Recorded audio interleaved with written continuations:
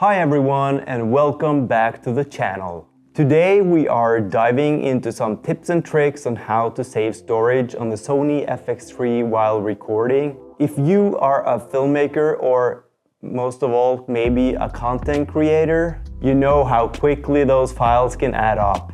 And if you have bought a RAID system, maybe a Synology NAS or something like that, and you are doing the full backup thing, this will very quickly be very expensive because the files are taking up so much space on those drives. So let's get started.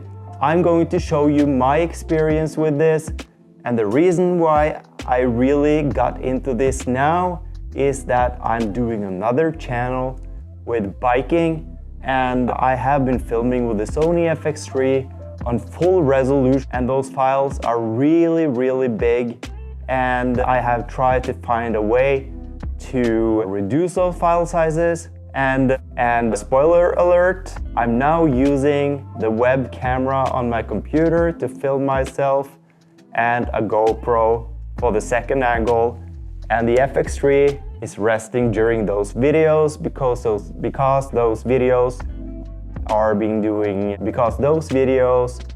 I do maybe every week, and I really can't afford myself or the environment to take up that much space. The Sony FX3 is an amazing video camera with great features and really good image quality. But those high-resolution files can really eat up the storage space, so we have to do something about that. Here are some practical ways to effectively reduce your file sizes.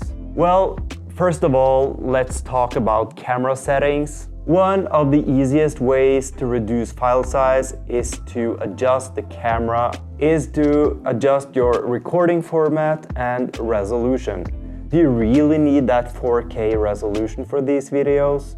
Or can you hold up with a 1080p? Maybe if you're not filming for a client or only for social media, 1080p really are good enough. The FX3 has several solutions to this. If we press the menu, we can find all these resolution settings. After considering if resolution should be 4K or it can be 1080p, maybe you should consider lowering the bitrate. The FX3 allows you to choose between different bitrates, so it could be an idea to find the balance between the file size and the resolution that's good for you. The third option is to choose codec. If you are using a more efficient codec like the H.265 HEVC instead of the H.264, you will be left with better compression, which means smaller file sizes. Another option is an option that I have never tried myself because I have never found it necessary really, but that is to connect an external recorder to the FX3, maybe like an Adamus Ninja or something like that, because then you can save the files directly from the FX3 onto that recorder and save quite an amount of space. And the external monitors often come with a greater storage space than the camera or memory cards itself. So probably you won't run out of space that quickly with an external monitor. But as I said, I've never tried that myself, so maybe it's not necessary for you either, depending on what kind of work you are doing. Once you have captured your video, managing those files in post-production is really crucial. When I got this Sony FX3, I came from the Sony A7 III, which I'm filming on now, and I quickly noticed that the file sizes really were much bigger than on the Sony A7 III, so I was afraid that my computer, a base level iMac from 2020, really shouldn't hold up to those files. But I had heard that by making proxy files to edit from, this probably should work just fine. And guess what? That's what I found out. I didn't need to buy a new computer, and this works really fine. Maybe the computer is a little slow sometimes, but if you are planning really well, that should work just fine. And it's no need to buy an expensive computer just to manage those files when you can do it on the old computer.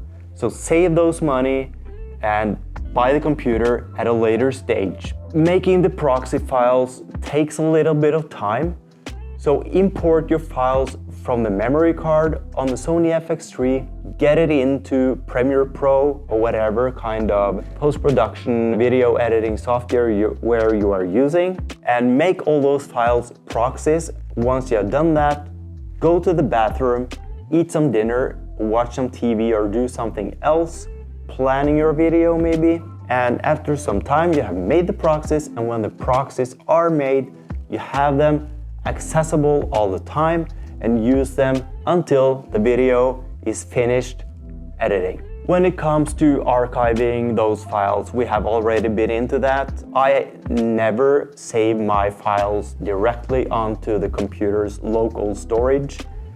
I actually only have 512 gigabytes of RAM on that computer, so software and other documents mostly take up all that space. So I'm either using a RAID system for saving the project files, and to save all the raw files directly from the memory card, I use external drives like the Western Digital MyBook or something, which you can storage in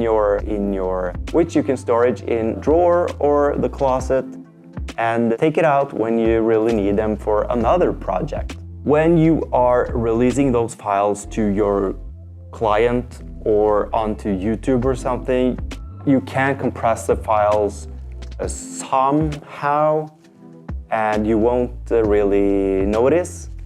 I like to, I don't really compress them that much. Maybe I should do, but I'm that guy who carries 3 copies of everything, and I'm really afraid that the image quality in the future won't be good enough. So until now, at least, I don't compress the files too much. And there you have it. By tweaking your camera settings, using external recorders, and managing your files efficiently in post-production, you can save a ton of storage space while still producing high-quality videos with your trusted Sony FX3. If you find these tips helpful, don't forget to subscribe and like the channel, and hit the notification bell for more content like this.